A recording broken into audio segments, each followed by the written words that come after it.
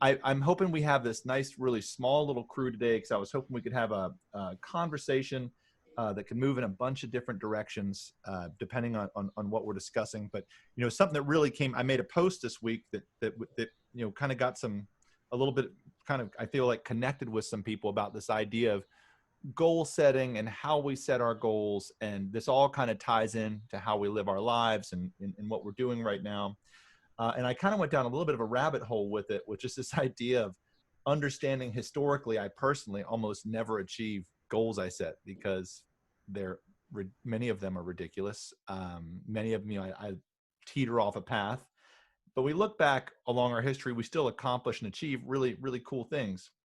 So what I wanted to do today is just kind of hopefully connect with whoever shows up here and discuss a little bit about, what are some of the high level things you're looking at trying to do? I know I've already heard from some of you, and really deep dive into the idea of whether they're realistic or not, and whether they're and whether they're within your control or out of your control. Some things can be willed to happen, some things that can't. And just kind of take a moment of like reassessing and redefining. I'm trying to work on kind of like a long form article on this topic, mainly to help myself, but that I want to share with the Fons family that I've been working on for the last couple weeks, about identifying, establishing. I talked to so many folks that are on their path of moving ahead, making these goals, trying to achieve them. And, for some people, it's really important that they plow through them. For some, it's more of just a guiding light, which is okay too. And I hope we just have a nice discussion about it today. We had a couple other topics we can kind of jump into as well. Mike had mentioned some idea about, value add for service providers, what we do, other things that we can offer, or whether or not we should charge our clients for various sundry things we do outside of the scope of our normal relationship. I think that's good. Mike, I'm really digging seeing that whiteboard behind you. I don't know what's on it, but man, it sure looks good.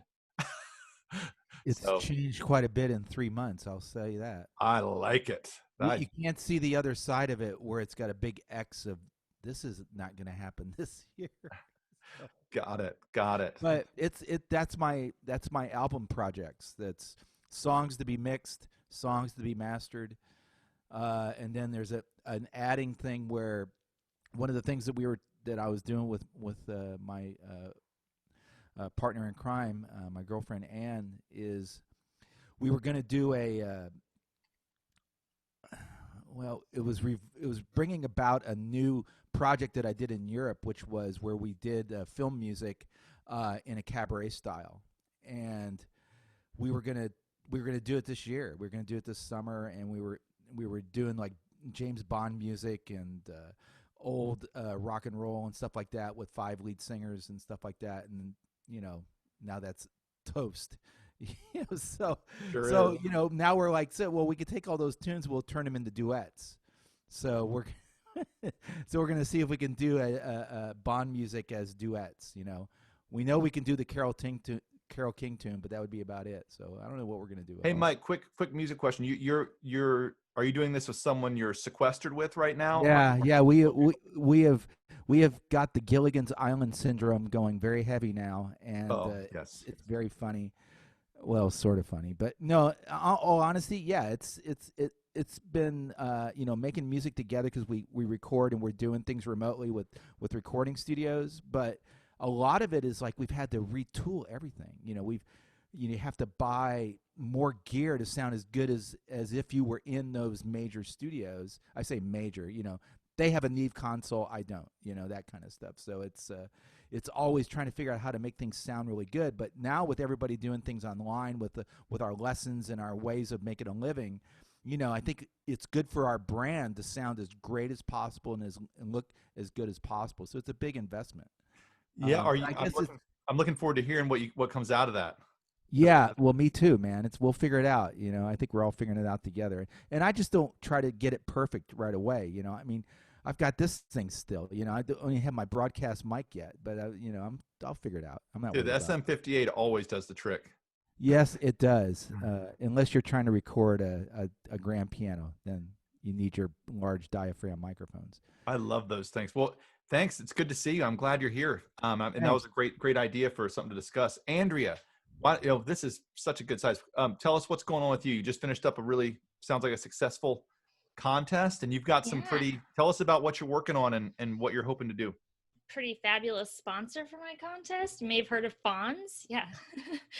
Yes.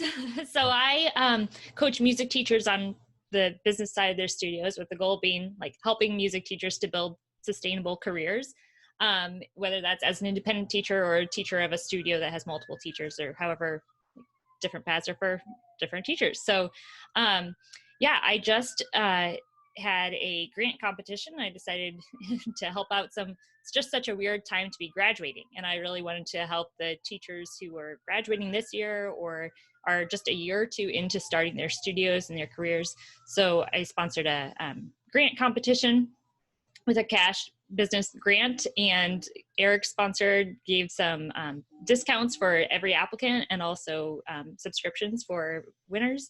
And I have a graphic designer who offered a studio design or brand logo and brand identity package that she contributed to the competition.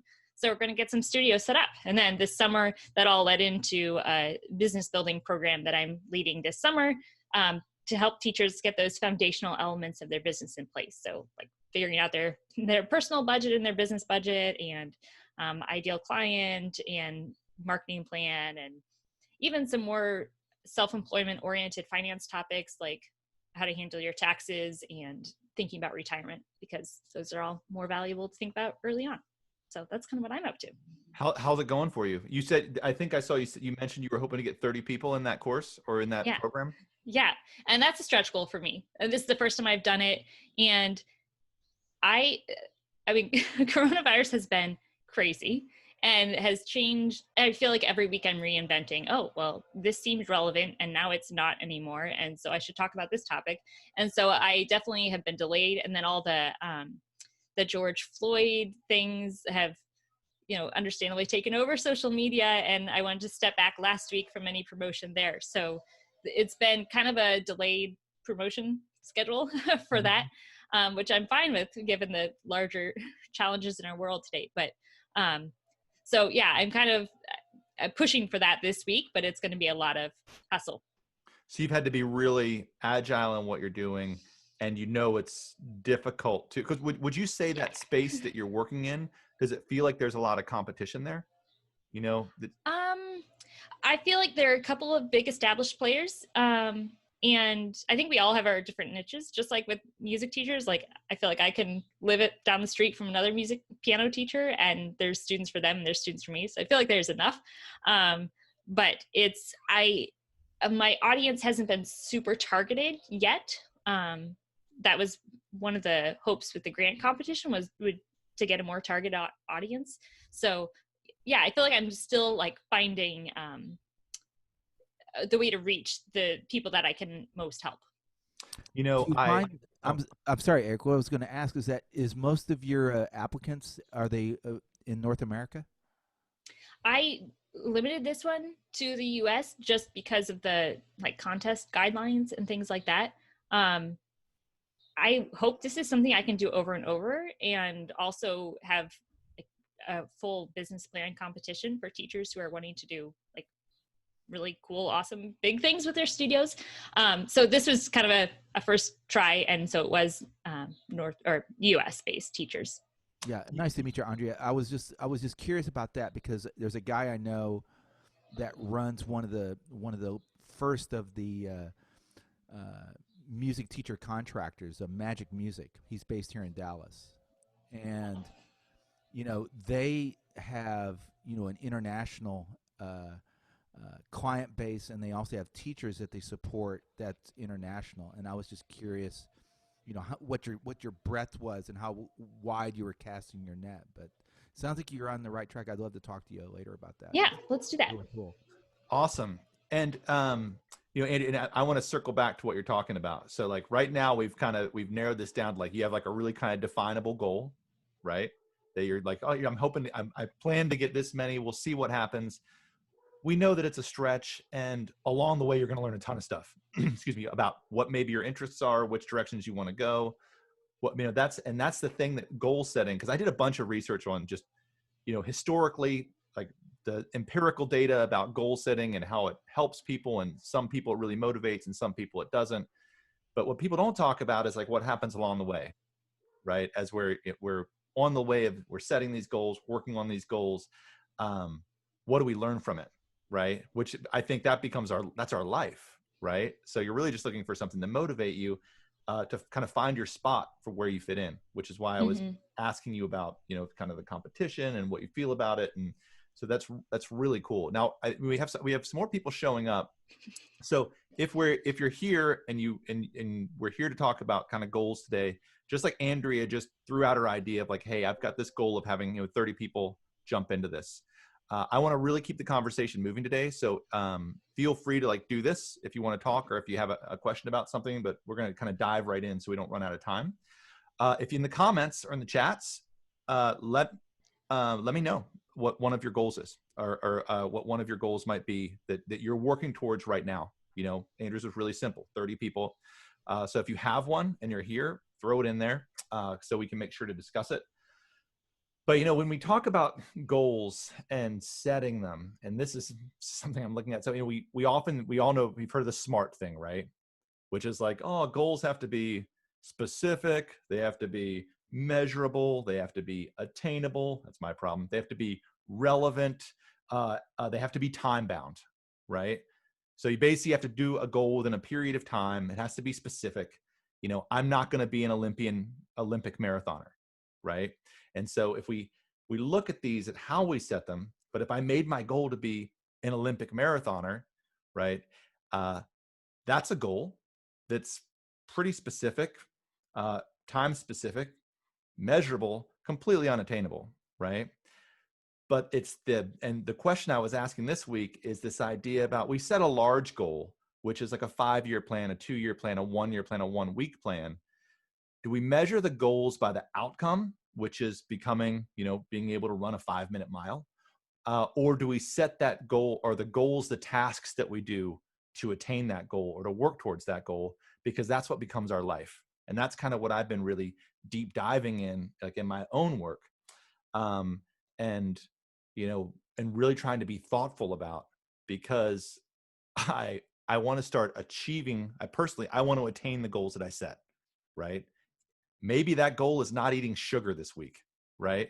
Maybe the goal is going running I'm throwing out the mile thing because it's something I don't care about and I'll never accomplish. So just as an example. So, oh, hi, Mike. I see you there.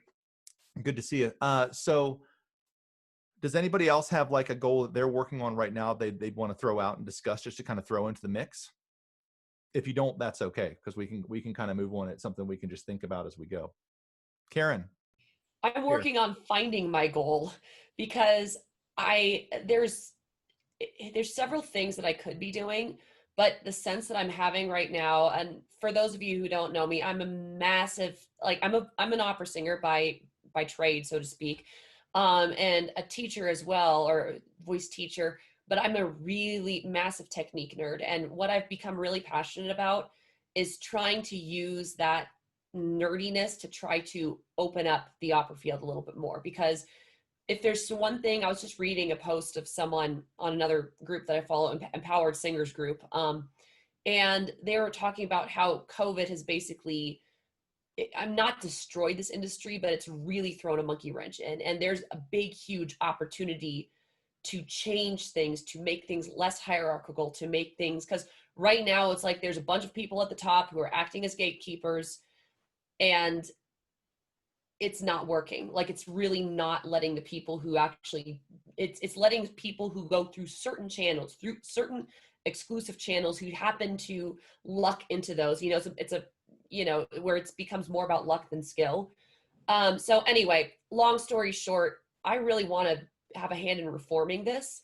And I'm still kind of looking and seeing where my strengths are and trying to figure out, okay, well, what is the specific goal here? What are the milestones to set here, aside from working on my own craft and teaching? So so that's my goal. My goal is finding my goal. Well, I think that's an awesome goal. And how do you shape that into something that is a goal, right? Which is, so really what you're doing is it's less goal-based and more of a time of exploration, right? You're setting aside time for planning. And this is, if you go back to like when the big research on goals and goal setting really started popping out, like the 80s and 90s, that's like when it became like a big thing, is this idea at a fundamental level, as we set goals, commitment is huge, right? And so the smart thing is like the more recent thing. My dad was an engineer, and he was always just like, they have to be attainable, they have to be specific and measurable. That's gone back to 50s and 60s. That's been a big thing. But the empirical data really started coming out late 80s, and this idea of commitment is like the biggest factor to goal setting. Like, how much do you really want to do it, right? If you don't have that, I can set a goal on Sunday for the week and forget it by Monday morning, right? But like, my goal is to not drink coffee, whatever, or whatever you're choosing. Commitment's huge. The other big one that they found, there's three things, is feedback, right?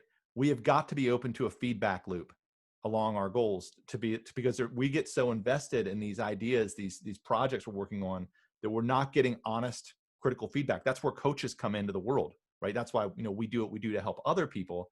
But as business owners, we often forget, we need honest feedback. What's working, what's not working. And the third one kind of sucks. Is ability and knowledge. Like how much ability we have to have efficacy to complete the task.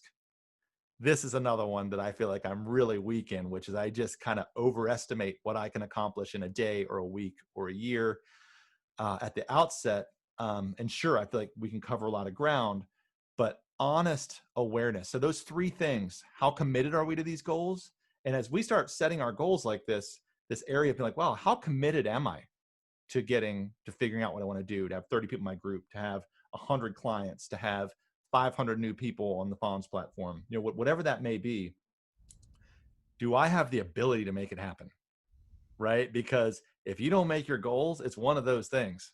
Like, you might not have the skill set or the operational knowledge. And that's where that's why I'm kind of running this a little bit tight today, is right now we're talking about like personal goal sets, right? We're small business owners. We're working within what we do, but operational and business goals are different, right? Because that is, how is my product goal?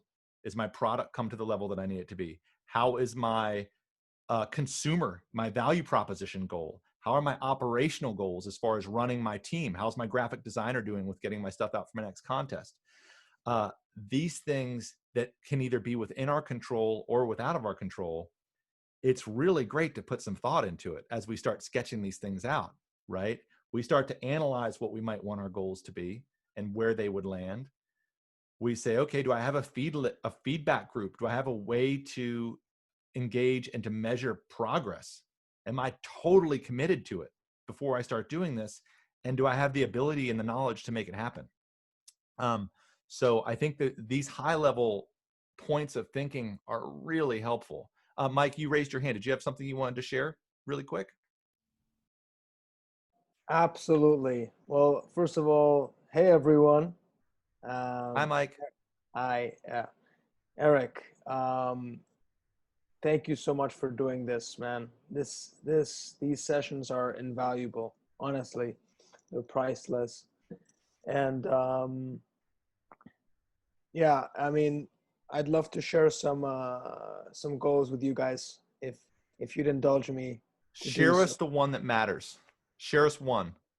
The one that matters the most? Yep. The one is, I want to get to basically, well, and just to put some perspective, I'm 29.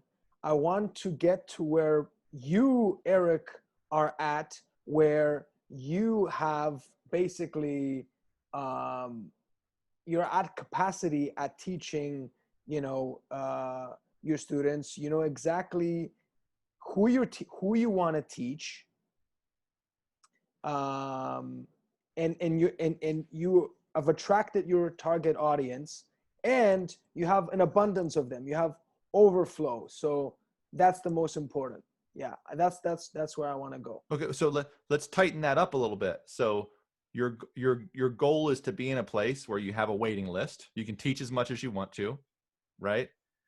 Right. So how can that be a little bit more specific, right? So like what would that mean? Does that mean you need 40 students with 3 on a waiting list, or does that mean, how would you accomplish that? Like how will you know when you've reached that? I think the easy answer to that is that I will know within, based on my expenditure and how my energy levels. To my detriment, I probably cannot tell you how many students that is, but I know physically and mentally I'll know when I get there. Which I don't know if that's helpful or not. No, if it's helpful to you, it's fine. So at the core of this is that's not necessarily, it's a place you'd like to be, right? And so you're working. No, it's a place I'm committed to. Yeah. So you've got this committed, but you don't know exactly what it is. Like, so for instance, and your goal posts will show themselves when they have to.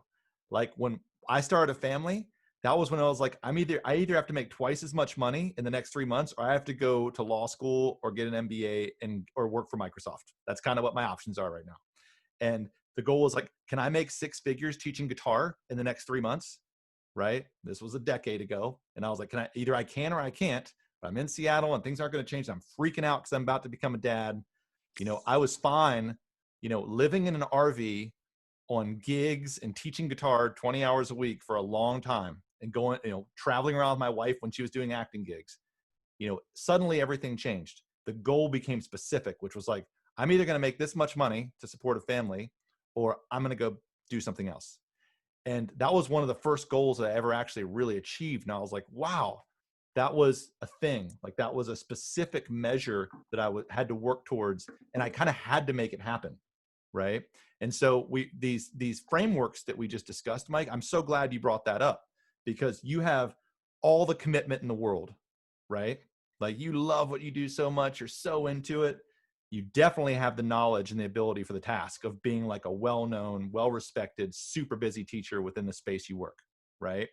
And then, how do you, but it's not necessarily specific, not necessarily measurable, definitely attainable. So we start putting this framework around it. Maybe it would be helpful to say, what I really want is I need 30 students that pay me $100 a week each, right? Or whatever that is. I think Mike just left. No, I'm here.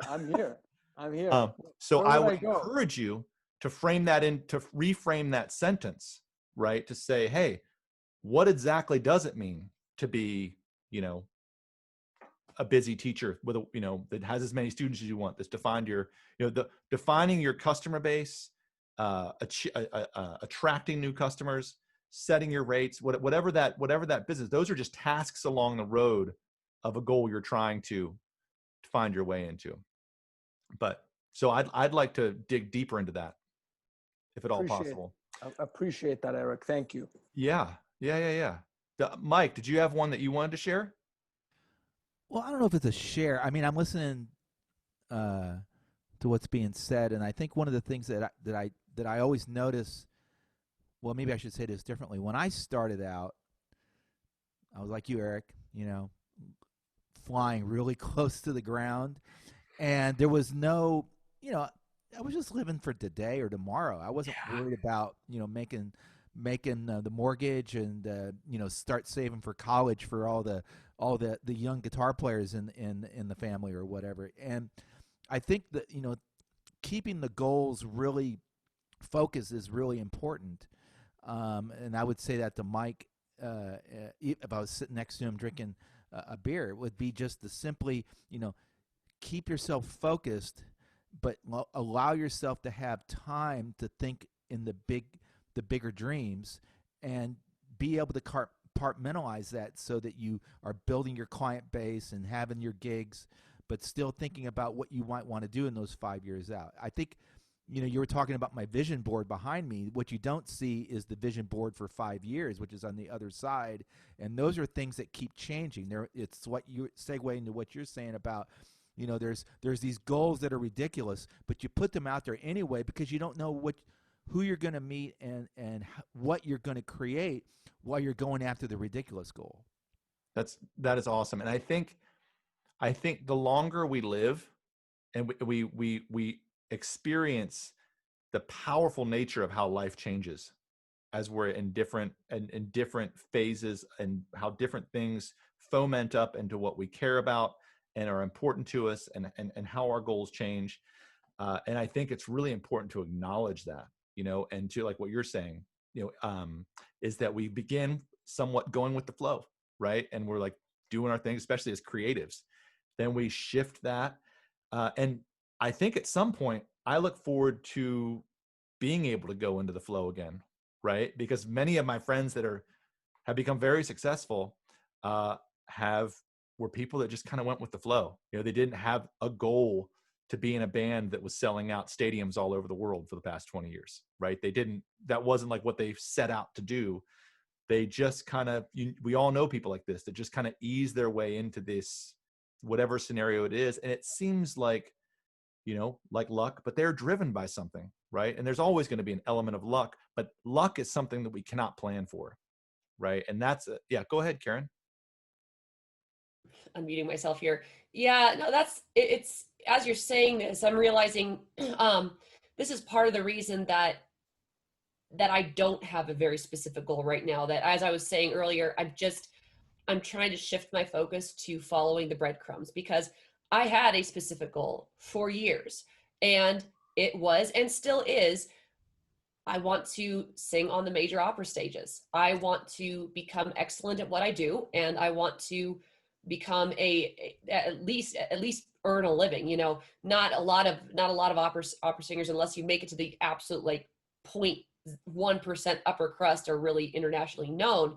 But, you know, I'd like to make my living from that, because that's what I love to do. Well, I did everything I possibly could within whatever constraints I had. You know, I always found a way to figure out find a way to practice, find another teacher, even here in Colorado Springs, where the scene is really small. And what I hit up against was all the dysfunction in this particular industry.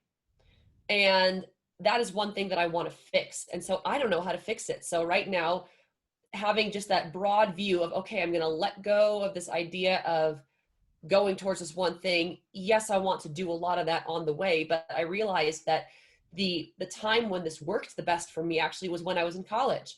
I was a mathematics major. I was just sort of singing on the side, giving myself permission to do it because I loved it and because I was driven to do it, but it wasn't my main thing. And so I'm kind of getting back to that point where I'm like going along and trying to find more than one main thing so that I don't get so overly boxed in. Wow. And I think it's so cool that goal you had for so long led you into this direction, right? I mean, when you first set out for that, did you just envision yourself that you were going to be, you know, on the major opera stages? And like, what was your vision like that you thought was going to just happen? You know, I'm not sure what I thought, that it was going to be enough for me to go and, you know, do my thing and practice and go to the auditions. And what happened, this is in my early 20s. What happened was I graduated college, no idea what I was doing. First professional thing I auditioned for was San Diego Opera Chorus. And not only did I get in, but I got a full contract. And so that was some really good income right there. Like a core contract, meaning I was in the chorus for the entire season, which was 4 months at the time. So I'm looking at this, and then shortly, like a year later, I won the district level of the Met competition, which is like one of the biggest things there. And so I'm seeing this trajectory potentially going on. And I think that on some level, I freaked out about it just a little bit. And also, I was still in your early 20s, you're still kind of figuring out what you're doing technically. So I was practicing a lot. I was just really trying to find ways to perform. I was in this weird spot where people would hear me and would think I was a lot more confident than I was, because, you know, I had a high level of intuition, but I hadn't quite connected that in a way that made it always, I was very consistent, but not as consistent as people thought I should be. I don't know. It was just one of those weird things that it was hard to figure out how to stay on that trajectory, because I don't fit the model just in the way I think of the people who manage to go through that direct trajectory. Does any of that make sense? So Well, it makes absolute sense. And, you know, the goal is specific. The reality, we know going into stuff like that, you know, I wanted to win the Guitar Foundation competition, the GFA. I started playing classical guitar when I was 18 years old, right? Which is unheard of. You know, I grew up playing bluegrass and rock and metal and shred. I was totally into music.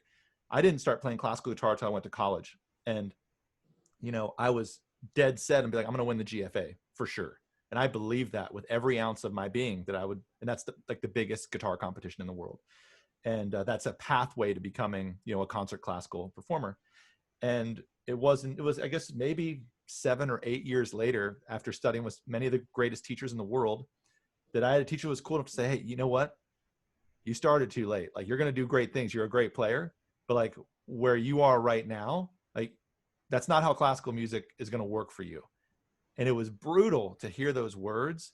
And it was the greatest guitar lesson I've ever taken, right? Because he was honest, right? And a side of me was like, do I muscle through this and be like, oh, fuck you, man, I can do this, I'm going to make it? Or do I take this person's advice who I trust, that's done the things that I am hoping to do? And it just turned out being such a cathartic and difficult and real moment that called for a redirect, right? And I was able to gather all the awesome stuff I had learned from, you know, learning how to practice for 7 hours a day for multiple years. And, you know, I really appreciated that. So I think that that's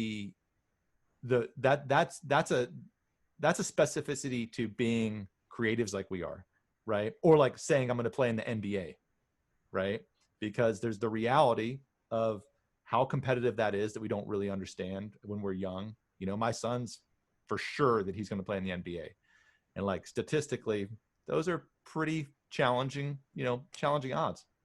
So it would be interesting, Karen, to take, you know, what you're doing now and be like, well, maybe this is a time for exploration. I don't know what my goals are, right? We're not sure. Or to be able to find things along the way that can help, and then say, you know what, I think I know what I want to do, which is, you know, the goal could become somewhat,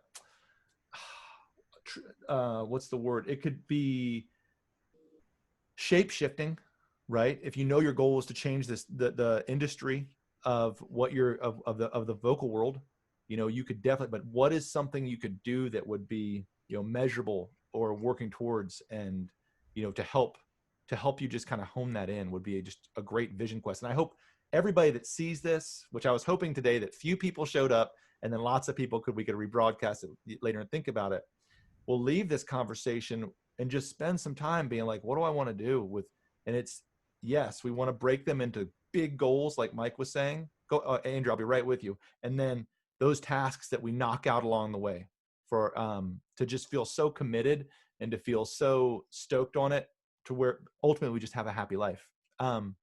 Andrea, go ahead. Sorry, I keep you waiting. No worries. I wanted to ask Karen a follow-up question, because I wondered just where she's at, like emotionally, with her first goal was to sing on the major opera stages.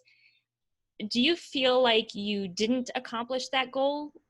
Because the way I hear it, you did. It's like, well, yeah, I think that I'm still, it's an extremely difficult industry. And on top of this, so it's still totally within my grasp to do that. And despite the, you know, the limitations, I mean, there's so many competitions that I've aged out of basically every competition. They end at age 30. They give the guys 2 extra years. It's very sexist. And the reality is, it's a really difficult industry. And also, I've got a big voice. Bigger voices just take longer to develop historically. Just if you look at the stuff. So I'm starting to actually come into my prime now, where I've actually got a hold on my instrument. And right at the point where I'm like, oh, I finally figured out what I'm doing, COVID hits. And I actually, you know, I had not just that, but had, you know, I've been working again, singing with San Diego Opera Chorus. And the culture there has started to change. The distance between the principal artists and the choristers feels a lot smaller since, the last time I was there. So I feel like that's still within my reach. It's still definitely a goal. I'm just trying to not limit myself to that. Because I feel like in limiting myself to that and becoming so narrowly focused, I put what I can do into a much too small of a box, to my own detriment. So does that kind of? Well, I'm wondering too if you reached the goal as much as you cared about, and you found this other thing in the process of striving for that goal, you found that, oh, there's this system that you are motivated to change. And I wonder if there's like some tension, like you feel like you're giving up on a goal by going towards this other thing. And is there I think I can do both. It's both of them are a very, very long game, and they both can go hand in hand. And so my process right now is looking around, as I have this goal ahead of me, and as it's sort of like, have you guys ever been to Colorado, been to the incline? Do you know what the incline is? It's this, oh gosh, I forget what the stats are, but it goes like 2 miles upward in the course of, like, this thing's almost a 45-degree angle up. And you kind of go up, you go up, and then you get to the false summit. It looks like you're done, and then you get up there and you realize you still got like the quarter of the way to go. So what I was hiking it one day, this is years ago, and what you'll notice as you go up is all the hikers who are going up there congratulate each other on the way up. Like, it's always like, yep, going. So I'm kind of in that mode where I'm hiking up this hill. I have to stay focused. I have to keep going, but I'm trying not to let it deter me from the side quests. Yes, because that's where you're finding interest and joy. And so maybe, it just almost seems like what Andrea is saying is like, this is a moment where it's maybe not best for, just because you're already a goal-oriented person anyway, it's a time of exploration, right? And that is a great way to delegate some time of your life, is to be like, to have the space to look for what you love. And what, for me, I remember very vividly, 5 years ago, just asking the universe, being like, I don't know what to do right now. I'm burned out. Like, I need something new to put my energy into. And then, Fons popped up, or, these things, when we have our eyes open and we're not bound to have our blinders on working towards something, is a great time to redirect and to explore. And it's important, that's especially for creative people. So that's very cool. You're muted. There we go. I guess it is important for me sometimes to remind myself that, like you said, I am naturally very goal oriented. My mind is always consistently on, like, what's the next thing that I can do that's going to make me a better musician. I went on a couple audition tours to Germany, and that involved like having to send out all the emails, get all the audition packages and all that. So there's all these little things that I try to look for anyway. And it's really hard for me to say to myself, it's actually okay to let yourself just focus outward as opposed to that. Yeah. So thanks for the encouragement. Oh my gosh, of course. There's before we, kind of leave this for the day, I think, and we just move on to some other topics, because hopefully this was just got your wheels spinning a little bit. I'd really like to, I'd love to know what our circle is working towards and see how it's going. Just so we can kind of be like, well, I didn't make mine either, or yeah, I did make mine, or this is kind of what I'm thinking about doing. I think it's really helpful to share it with people. I feel like I've spent a long time being really closed with what I'm working towards, maybe because out of shame, or like being like, well, it's going to be embarrassing when I don't have this work out, right? And so if we can understand that we're all just really grinding out as hard as we can, working towards in the right direction, I think there could be a lot of value in us as a group sharing what we're doing, and and working together. Oh, go ahead, Mike. Well, I'll just, because I know this will be, a little bit of a segue from what you're talking about. So something that didn't work. So I don't know if you guys know about the maker movement. maker spaces, if you will. Before COVID, I was planning to launch a makerspace here in North Texas. Oh. And, I was connecting with people. I had mentioned when I first met a lot of you that I had connected with some of the Mythbuster crowd. And, I was working towards, signing the lease, getting the teachers, buying gear, getting things organized, and then we were about ready to put the ink to the lease, everything just went to pieces. Whoa. And you're like going, well, that ain't going to work. And that was tough. And it's still tough. So what you make the lemonade out of the lemons. I think what I'm continuing to do is to take those new understandings and skills and try to segue it into this online enterprise that we're all trying to create. And I'm not sure what it looks like, but I know that, all that hard work is not going to go for naught. It's just, you just have to transform it in a way, but I'm still not sure how that's going to be. But I think for me, it's just to keep pushing forward in spite of being really terrified and unsure. So, that's a good example of, when you think you got it figured out and, the world kind of comes along and smacks you alongside the head. And it's terrifying, with everything that's going on. And, you're not sure what you're going to do, but you know that you have to keep pushing forward and trying to use some of the new connections and some of the new skills and some of the new ideas and segue them into something new that's going to have to come out of whole cloth. So, that was what happened to me.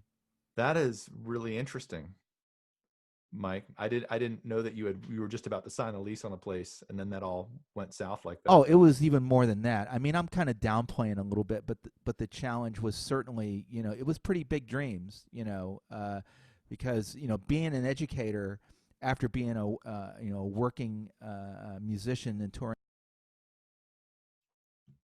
Sorry about that. That's So, okay. it was really challenging. So I guess all I'm going to say, I want other people to chime in, but, I'm not going to let the fear paralyze me, even though it's what I'm really good at is letting fear paralyze me. Absolutely. Me too. And, that was, as I was hearing you say that, I was, and my other big thing I've been running across lately is that idea with everything that's going on in the world is finding your voice and being willing to go for it and put yourself out there and speak to know what your truth is and to say it at risk or to live it, whatever that might be, with the huge risk of failing because you can't control everything, right? And whatever that might be, right? Whether it's, losing a family member over a difficult conversation or, having a business go south because COVID hits, there is, all of this stuff is ultimately we want to live really bold,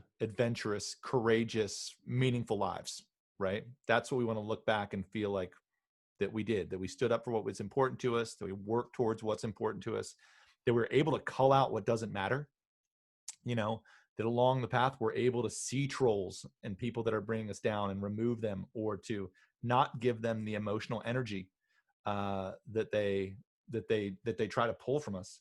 And I think that the whole conversation of going into the realm of goals really came out of the realm of struggling with throwing it out there and saying the truth is about what you need or what you want or what you're going for fear that you might not achieve it. Right. And I think that's something, when I threw that post up, a whole lot of people contacted me about that idea of being like, yeah, I experience that too every day. Like people that you would think wouldn't. And I think I want to shift this conversation as we go into how do we actively promote ourselves? How do we feel comfortable marketing what we're doing? How to say what we think is important with every ounce of our being? I mean, I don't know. Do you guys, is it okay if I make some lead singer jokes? Right? Sorry, Karen, but they're really good. I've been fortunate enough to have a lot of great lead singer friends, and there's such, and see them along there. And I'm sure this has nothing to do with opera, Karen. So I'm sure this is nowhere remotely close to the world that you go into. But lead singers are, often what makes them a lead singer is not their intrinsic talent, right? It's their confidence in themselves. It is, when the band starts, so many bands that I've seen, They come into the scene and this person can't sing, whatever it is that is attract them to being lead singer, charisma, looks, attitude.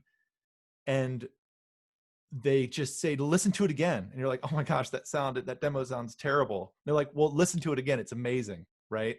And then over time, what happens is the demos start sounding better because they're just doing it. They don't care they're so convinced that they're going to make it, that they're so convinced that like the way for them to change a light bulb is just reach up and grab the light bulb and let the world rotate around them. That's my favorite lead singer joke, by the way. I'm sorry, lead singers, but I love lead singer jokes. Anyway. There's a lot of truth there. Yes. And, it's something that I've admired so much on my path of knowing so many of them. I have a very dear friend who fit this mold, a beautiful human being who decided to be a lead singer for a very successful band, could not sing. 6 months later, he was an incredible singer and a great front man. That summer, we lived in the same complex together, and he stood in front of a mirror with his shirt off practicing guitar for 4 hours a day, just staring at himself and playing guitar. And we just made fun of him and ripped on him left and right. And at the end of that summer, he was an incredible guitar player, and we were like, gosh, so annoying. He got tired of music or moved into other things. 2 years later, he won a world champion salsa competition, having never danced in his life before. Right. And it was driven by, he just believed he was this gift of the world. And it sticks with me. And I don't have that, right? That's not something that's ingrained in me, but it's something I observe and I respect. And I know how powerful it is, right? Is that confidence. And I'd like to say, yeah, what are our goals? Let's throw them out there. Then how do we cultivate this ability to say, where are our weaknesses in attaining them? Are we able to be realistic? Are we able to assess the world around us? Do we know what we can control and what we can't control? Can we move ourselves into a mindset that we are so positive that we can pull this off, that it happens. So I wanted to share that because I think that would be a great thing to move this conversation into next. We begin by just saying, this is what we're going to do. And then instead of just saying, how do we break it down into tasks? We look at our mental spaces and our mindset and our awareness of our landscape that we're existing in and see what we can go from that. I think it could be an interesting thing for us to do. We have just a little bit of time left, and I want to just shift it a little bit because Mike had brought up a really great question about how we can add value, or the idea of we're comfortable charging with. So this is a little shift in the conversation. If anybody else has anything they want to pipe in for these last 5 or 10 minutes, please feel free. This is the time to do it. Mike, and maybe if you just wanted to mention what you were wanting to discuss, and if anyone wants to wrap up the conversation with some ideas about what we talked today, that'd be great. Yeah, real quick, what I asked Eric to explore, and we may not be able to get into this too deeply, but sometimes I get requests that are unreasonable, meaning like, here, can you take the Bohemian Rhapsody and rearrange it for a ukulele? And I'm like, sure, I can do that. It'll take me like forever to tab that out and to write it out. And then I always wondered, do I just make that part of the service that I already am doing as a teacher, or do I charge a transcription fee and something like that? Because it might take me quite a while to create Bohemian Rhapsody as a ukulele part. So I use that as a stupid example, but I just wonder what people might think about charging extra for added services. Well, I've got a billion thoughts on that. Would anybody like to speak to that? Does anybody have something? Mike, I would 100% charge a transcription fee for that. Yeah. 1,000,000%. See, I can't do that. I haven't yet, and I know that's really stupid. Because I look at it as a building process. Oh, well, I'll learn how to be a better transcriber for a ukulele. I transcribed the cello prelude, the Bach cello prelude for a guy that wants to play heavy metal guitar. And, I was like, well, that'll take some time, but I'll do it. Now I'm wondering, should I charge for that? But I didn't. That sounds really fun, though. Well, okay, so it is. So we can also look at that as an opportunity. Oh, my gosh. I totally missed my dad joke too. Karen was talking earlier, and I thought I heard her say opportunity, And I was like, dad joke, opportunity. Oh, we use that word in the opera world all the time. Okay. FYI. Yeah. It's like the go opportunities, wink, wink. Anyway. So Mike, that moment of having an opportunity of transcribing a piece going to take you a ton of time. You know, this is one of those things where the most important and impactful word we have in our language is always what? No, right? Because you could always use no, but if you're like, wow, I want to do this. So when it comes to projects like that, I always ask, can I do it when I'm with my client? Or if I mean, that sounds like transcribing a cello suite for electric guitar sounds like hours of work, right? It's also something that would be very fun, right? And sometimes things that we do that are very fun, we end up doing and putting a lot of time into without getting paid. And it can create a cycle where people begin to expect you to do it, right? That's something that I'm very guilty of. Like, oh, I just love to do it. It's totally cool. Like it's what I do. I love to do this. So I would agree with Mike that if it's something like that, be like, yeah, it's to really do this would take time. But then there's the idea, which is that, Bach is, that is public domain, right? So Bohemian Rhapsody, not so much, but a cello suite, you create a killer transcription to that. You could build content around it. You could build it once, you could sell it 100 times, right? And so maybe, you spot an opportunity that makes sense within your framework, right? And you're like, well, I'm going to transcribe this thing. I'll sell it. I'll create a funnel to put it out there. But for a one-off, that's a difficult scenario to kind of make work for you, I think, and feel good about it, because you probably couldn't charge your teaching rate, right, to do that. Maybe you could, but yeah, I know what guys do in Nashville. One of my friends who's a good bassist, session guy in Nashville. I mean, anytime anybody asks him to do anything like that, he charges a rate, and he charges a pretty good hourly rate for that, or by the project. But he doesn't let it slide as a free thing. And I'm just wondering, like, some things that we do, whether it's, Andrea doing business consultancy to help people get going, you're not giving that knowledge away, even though it may be very self-evident that what you're telling them is, yeah, you should have a CPA, or you should form an S Corp, or whatever it is that you're telling people to do. It might seem self-evident, but you're going to charge for that knowledge somewhat. But this is the thing that I always grapple with: is this open source philosophy, or do we want it to be something that's knowledge that we want to charge for, or a service we're charging for? I'm not sure. Go ahead, Karen.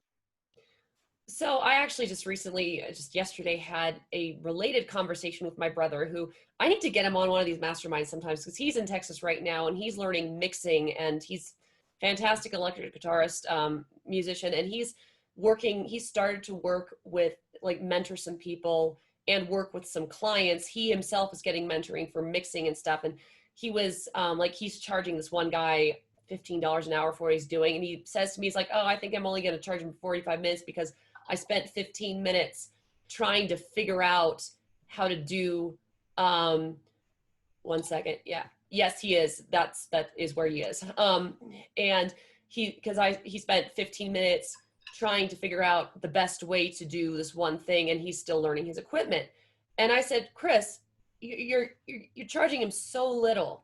And it's not like you spent 15 minutes doodling around saying, oh, I wonder how this works. No, he was all focused in on this. And so I think that's one question we creatives often deal with. I know I deal with it. If the process of doing something for a student is, if you're charging an hourly rate, if you're having to spend more time because you're trying to figure something out on the way to doing that, how do you value that? And I think one does value that, because the student's not taking that time. And there's so many things that are undefined in what we do as musicians, and so many things to constantly learn. It's impossible to have a full working knowledge to allow us to approach every single job and say, oh, I know how to fix this, that, and the other. Like I had a job once where I had to make Excel sheets, do things Excel sheets were not meant to do. And I spent half my time figuring out how to make this happen. But I had to learn to realize this is what they're paying me for, because they're not going to do it. Anyway, just another perspective. It's a good perspective. Hey guys, just to chime in on that. the scariest but most rewarding thing that Eric has taught me is about just asking for what you want. Like here, that's the first thing I remember from him is him telling me just raise your rates. You know? So it's very scary, and I'm at the point now, guys, that I'm happy with the rates I'm charging. There's others that are charging more, sure. But I'm at this point now where I'm not closing as much as I'd like, and meaning like converting clients. And you know, I don't. And at that point, it's very easy to like. It's very easy to like say, "Oh shit, I charge too much." So like, no one's gonna work with me because I'm charging too much, whatever. But that's stuff like that is always going to happen. Failures are always going to happen, and you just have to. The hardest thing is to see the underlying seed of opportunity in failures. I don't know if that makes sense. Well, Mike, you're also trying to understand. You know, yeah. Please, Eric. You're also living in, without question, the weirdest time in any of our lives. Like we're right in the middle of the weirdest, most bizarre, wild time. So like it's really difficult to just measure on standard metrics and just be like, oh, because it's not business as usual for anybody. So, well, thank you for sharing that. Keep that in mind. And sorry, may I just share that? Just something that I think all of you would find value, because I found value in, is I'm now I've been a part of this networking organization called BNI. I've mentioned this before to Eric. Yep. And I'm also now trying out this other networking organization, but it's really a blend of networking / business coaching. And the reason I decided to try that one out, the second one, is because of the founder and just me having a conversation with him. And he is just the smartest man I know as far as his business savviness. You know, he just had me. He had me. Like, who he was sold to me. I was just like, yeah, I want whatever this guy is doing, I'm up for it. You know, reminds me of you, Eric, a little bit. So what we're working on in these coaching sessions, by the way, I think that this business coaching would have been even better if it was with musicians, but this is for like, not like I'm the only music coach there. But anyway, what's of value that I think that I would like you to consider is, what is your 5% and what is your 20%? Let me explain that. 5% is simply what is the one thing that above everyone else that does the same thing that you do, your quote unquote competition, what do you feel the best about as far as what you offer, right? What are you like the absolute best at? Yep. And then the top 20% is the remaining 3 things below that you think you're exceptional in. And I found that very valuable to think about, to talk about, to share with other people. You get theirs, you talk about it. I found it tremendously valuable. You know, Mike, that'd be a cool thing to bring up early sometime. That'd be a great thing to work through together. I'm going to chat with you more about that, because that's interesting. I'd love to hear that. You know, unfortunately, we're just out of time. Gosh. And this has been awesome. And I'm so glad you guys showed up. I'm going to wrap this up. I'll post it. I'm working on a post around it and a series of posts. So let's keep working on this together. And if anybody has any follow-up questions or wants to dive a little bit deeper, please feel free. I'm always available. And if not, I will catch you all next week or somewhere. Sound good? Hey, all right. Andrea, do you have 2 minutes to hang out with me? I have something I want to just share with you really quick that I think might be helpful for you. Yeah, I can do that. Awesome. Okay, friends. Thanks so much. Have a great day. We'll see you soon. So Andrea, I wanted to, before we got off, as you were talking, I wanted to share with you, have you had any good luck with, speaking at colleges? No, no. You know, It's driving me nuts. why? Well, so at the beginning of COVID, like the week, maybe week 2, like when schools decided, oh, we're not coming back after spring break, I emailed a bunch of professor friends. Like my network of college professors is not that great in music world, but I had like 6 people, I think, that I emailed personally. And I was like, I can lead a class for you. You know, your life is crazy. Let me just teach a class for you. Not a single response. Well, no, I had one who was like, oh, I'm not teaching the pedagogy class or the business entrepreneurship one this semester or something. And nothing else. And I'm so frustrated by music professors. I think they just, I mean, I've heard this, like these words come from a professor's mouth where they don't want their students being distracted by business. Well, they want them to practice their craft, and that is it. And I think they're doing a huge disservice, and they're just flat out lying about the realities. I'm going to introduce you to somebody that is really, his name's Brian Chin, Chinn. I think you should see if you can get involved with this project he's doing. I think that he's got he was the chair of Seattle Pacific University's music department. He still is. He is building a really worldwide network of people. I think he's basically building a new curriculum for music education that says, look, old model. I mean, it's perfect timing, and he's fucking brilliant. He's really cool. The idea is the old model is like very expensive education, very little training for how to feed yourself. His is like affordable education, hyper focused with, you know, I went and spoke to his senior class at, excuse me, his whole music department at Seattle Pacific University about Fons, about doing a startup. Mm-hmm. The conversation was all about teaching, because these people were I was like, look, man, you're about to go out in the world. You can make more in one lesson than you can in 2 shifts working at Starbucks. Mm-hmm. Like, yeah. And their eyes like lit up. And I was like, and your competition is like people in their 50s that do not have the same energy you do. They have experience, but they also they haven't honed their business skills because they went to music school. They went out in the world. They figured it out. They just never really grinded out to make it happen for whatever reason. And they're happy. They have a lot of students. They undercharge. But like the reality is I get way more students because I charge more, because I have to. Because I'm supporting my family teaching guitar. Like, you know, whatever. It's and their eyes lit up, and I got so many people following up. Because that was, you know, I studied business and music, and I was still completely let down that I didn't learn anything about how to support myself in college. Like, so messed up. Yeah, I mean, even the business school, I think I had an entrepreneurship degree, and that was definitely more practical.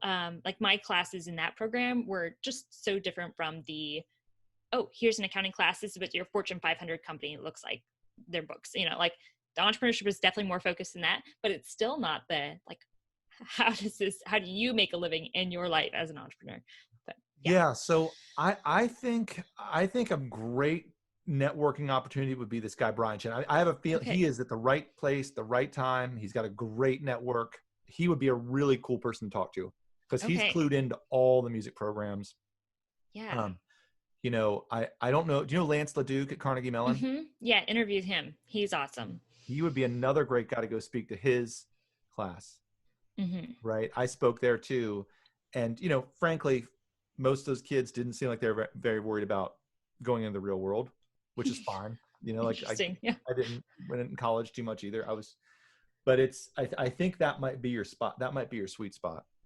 Yeah. Thanks. I'll definitely. At least, because the issue of providing any kind of like music teachers are so tough, right? They often don't know they have the problem.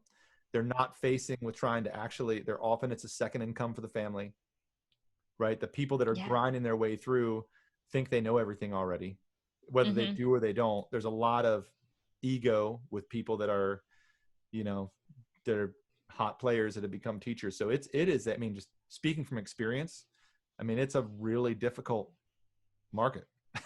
Yeah. You know, I've been kind of running into this. My first 40 podcast guests. It's like, oh yeah, this person.